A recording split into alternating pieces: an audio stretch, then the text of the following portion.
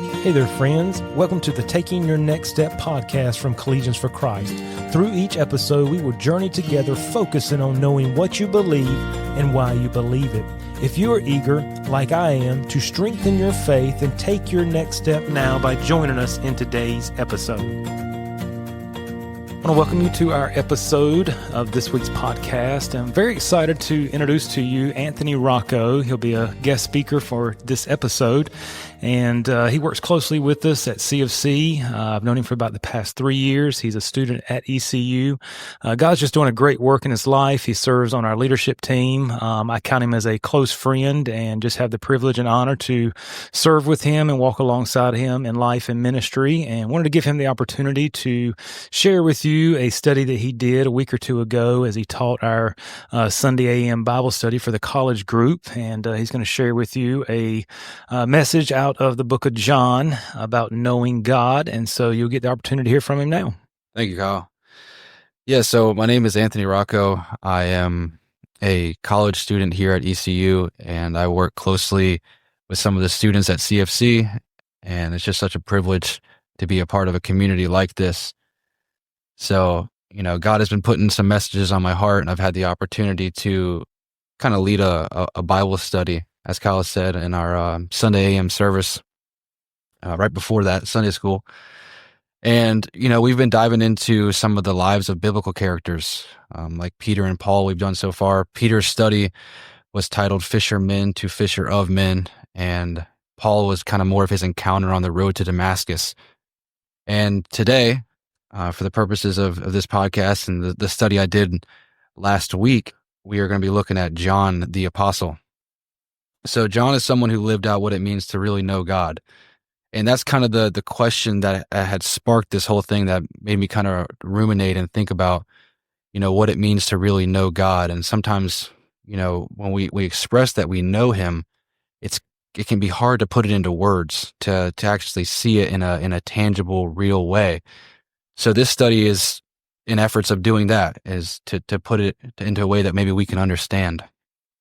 So right away, who was John? Just a brief overview of kind of John's life here is he was one of the 12 apostles. He was called the Apostle of Love. He wrote the Gospel of John, 3 letters to the early church. That would be 1 John, 2 John, 3 John. And then he would go on to write Revelation, the kind of the end of the world and the victory of Christ. So he was Jesus' innermost circle. Peter and James and John, fairly heavily talked about characters that were close to Jesus.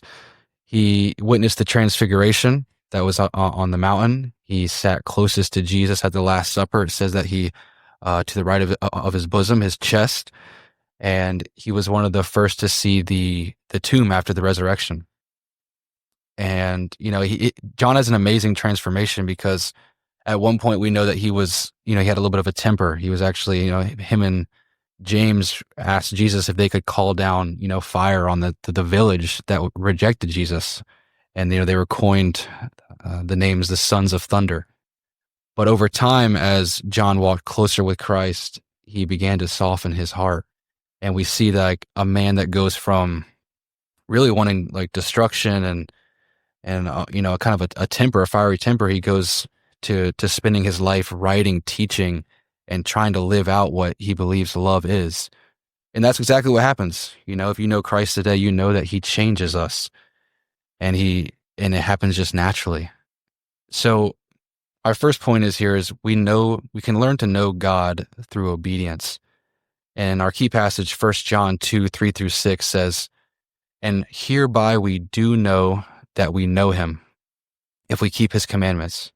He that saith, I know him, and keepeth not his commandments is a liar, and the truth is not in him. But whoso keepeth his word, in him verily is the love of God perfected.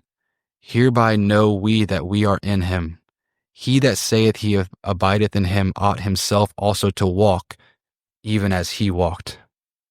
So we see that reoccurrence of the word know, knowing him. And also we see that we ought to walk himself as he walked. This is a picture of obedience to me.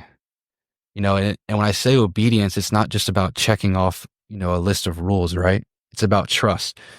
C.S. Lewis famous author and playwright, the writer of Narnia, he says, obedience is connected to trust and respect. It actually comes from a Latin word meaning to hear. So when we obey God, we're saying I trust you. We're saying I believe you know best. I surrender to your wisdom, not our own. And you got to be careful again with the word obedient, because if we think back in the Bible, the Pharisees were obedient to the law, right? They would clean the outside of the cup, but the inner was not. Their hearts were far from God, even though they followed the rules. Even though they followed these rules, they missed the relationship aspect, the love of Jesus. And so as I say like this, obedience is much more than the action itself, but more so the posture of the heart during the action. It's like saying, Lord, I don't just follow you because I have to. I don't just read my Bible because I have to. I don't dress up and come to church on Sunday morning because I have to. I do it because I love you. It's this heart posture. Obedience is very flipped from what we see in the world. It's not just following a rule. And so secondly, we have knowing God through love. In 1 John 4:7-8, it says, Beloved, let us love one another, for love is of God, and everyone that loveth is born of God, and knoweth God. There's that word knoweth again. He that loveth not knoweth not God, for God is love. So that leads us to the second way we know God. This is through love. And again, the world defines love as a feeling, a feeling of being desired. And the bad part about that, the risky part about that, is we're willing to bend the rules, to maybe change our sense of morality so that we can reach this feeling of love. But biblical love is much different. It's the choice, it's the action, it's the sacrificial love, not the self-centered love. And I believe that John experienced and learned this firsthand when he was in the room with Jesus, and Jesus did something so unexpected. At the Last Supper, Jesus had set aside his garments. He had robed himself in a towel and knelt down to wash the disciples' feet. And think about this for a moment. These were the same hands that touched the leper and made him clean. These are the same hands that gave sight to the blind. The same hands that broke the bread and fed thousands of people, multitudes of people. The same hands that reached down and lifted Peter out of the water when he doubted. And these are the same hands that would soon carry the cross and be nailed to it. Yet these very hands, they knelt down next to his followers and washed the dirt off of their feet. I truly believe at this moment, John saw that love is not about status or power or your rank or the amount of eyes you have on you. Love is humility. Love is service. It's actionable. And love is a sacrifice. Remember that commandment that we must follow to know him earlier? Well, in 1 John 3:23, it says that this commandment is that we should believe on the name of his son, Jesus Christ, and love one another. Love one another. This is the commandment. If we know God, we need to learn to love like him as well. So love and obedience, these are two of the many ways that we can worship God through our actions. And I truly believe that this is what is preparing us to worship him forever. Again, these two things are leading to worship, but I believe that on earth it is preparing us to worship him forever.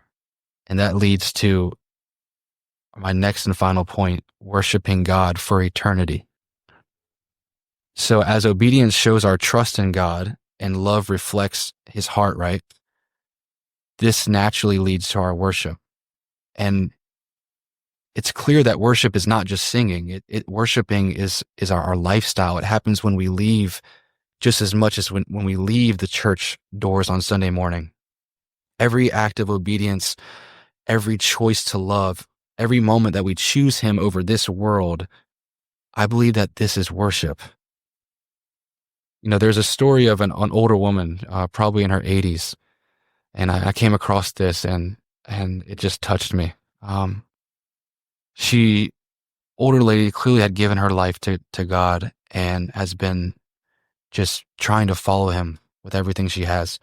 She's praying one day, and after a few minutes, she stops and she goes, maybe out of frustration, goes, God, I'm supposed to worship you for an eternity, but sometimes I run out of things to say in just 5 minutes. How am I going to worship you forever? And I sometimes feel this way too. Our words can only do so much, and again, that's where that love and obedience comes into play, because our actions can speak so much louder than this. But in that moment, after she said that, she felt God say to her in that still small voice that we recognize. He says, when you get to heaven, I will share something about myself that you've never known before, and you'll worship me. You'll want to worship me. Then I'll share something else, and you'll worship me again, and then again, and I'll never run out of things to share with you. Now, look, I don't know what heaven's gonna be like. I don't think any of us know yet. But what a thought that it would be that the supreme being, the creator of all things, is going to share things, and we're going to learn new things about him all the time, so that we just fall to our knees and worship him for eternity. We'll never run out of reasons. What a thought. So as we practice love, as we practice obedience, and we're ultimately showing our way that we worship to God, I believe that this is truly all preparation for when we're with him forever. So conclusively, how do we know God? This is through obedience, and this is, to sum it up, it's trusting that his ways are better. This is through love, that humility, that's the service, putting people above yourself, taking that self-interest out of the picture completely. And this sums up and becomes love and worship. It's really living in awe of who he is. And this, when we practice this, I believe that we'll get here. And I want to leave you with one thing, because I want to make this clear, that when I say, how do we know him? When you called on his name, when you picked up that phone and that figurative, metaphorical phone, and you dialed it and you asked for him to come into your heart and to save your life, and you believed what he did at the cross for you, you are saved, and you'll know him for as close and as long as you'll ever need to know him for. He now dwells within you. There is no more knowing him more than that. But every day, through love and obedience and following him, we can grow more like him.